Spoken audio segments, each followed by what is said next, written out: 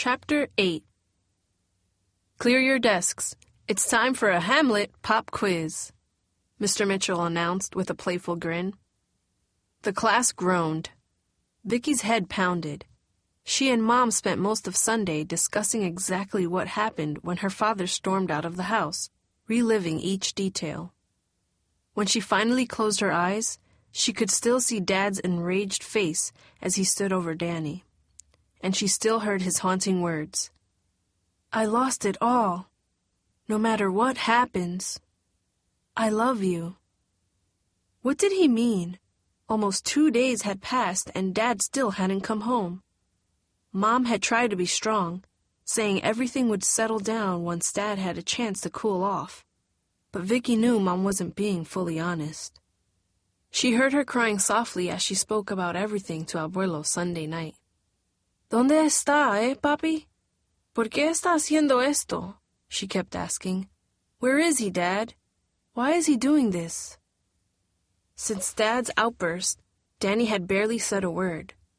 He spent all of Sunday at Mario's, coming home after dinner and burying his face in comic books, as if they were an escape somehow. Vicky didn't have the heart to tell Mom about the graffiti at the park, not with everything else going on. Come on, Mr. Mitchell. Why you gotta start Monday with a quiz? Royland protested. Relax, Mr. Bailey.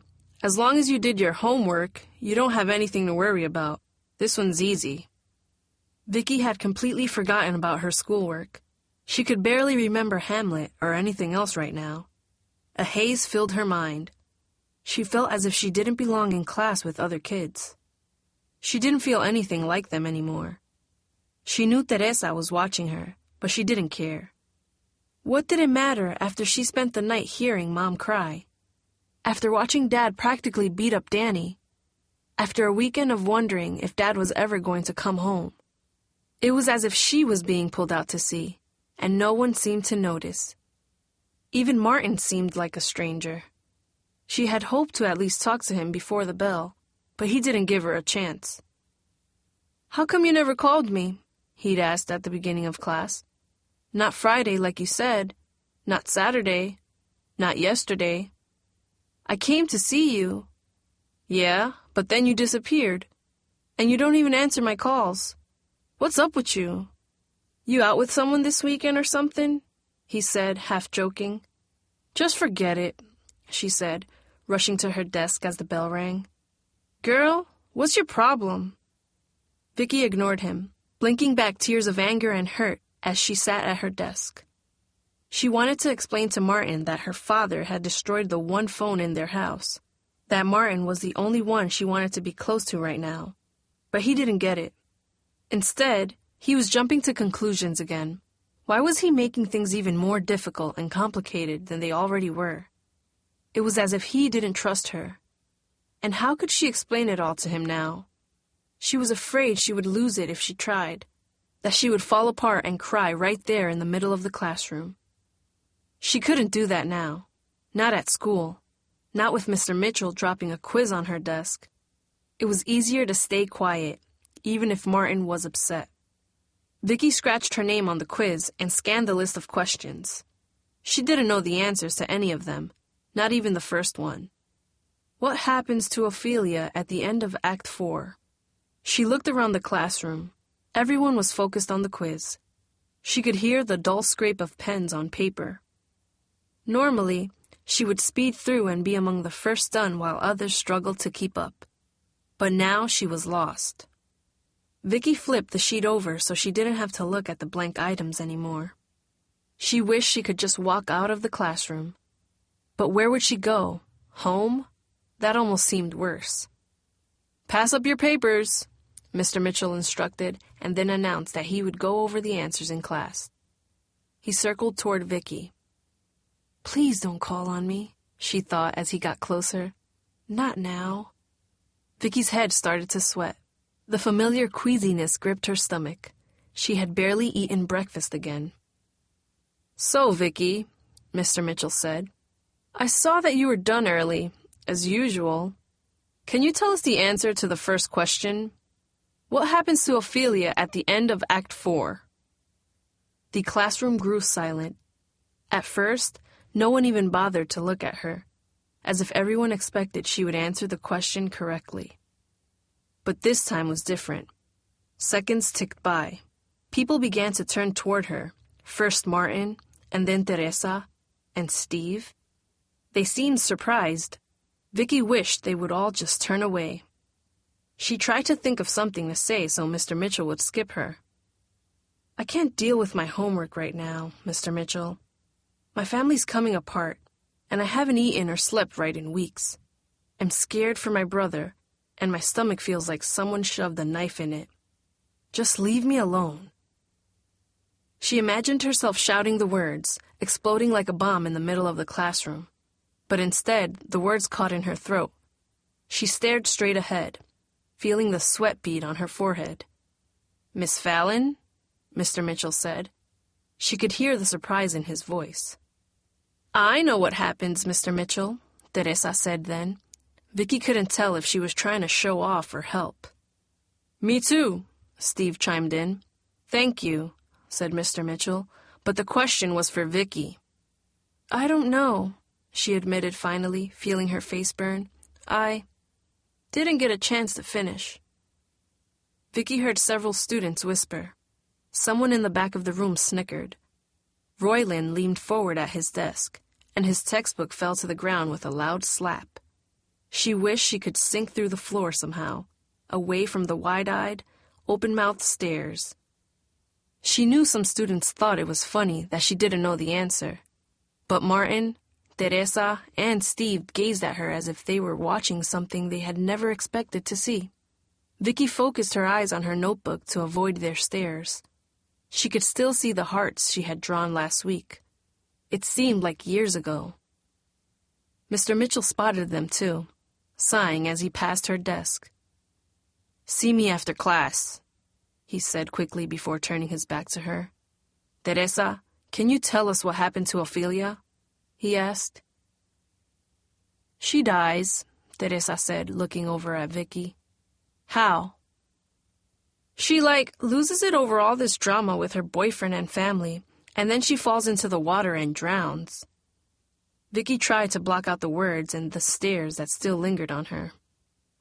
"That's right. Good, Teresa," Mr. Mitchell said, moving to the front of the room and marking something in his gradebook.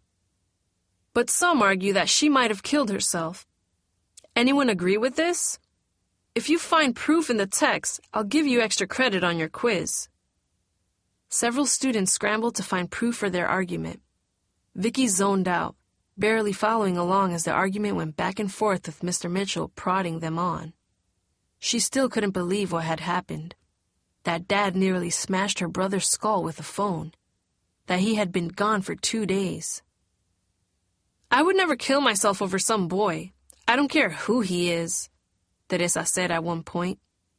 "That's 'cause you never met the right one," Steve replied, patting himself on the chest. "Please," Teresa scoffed.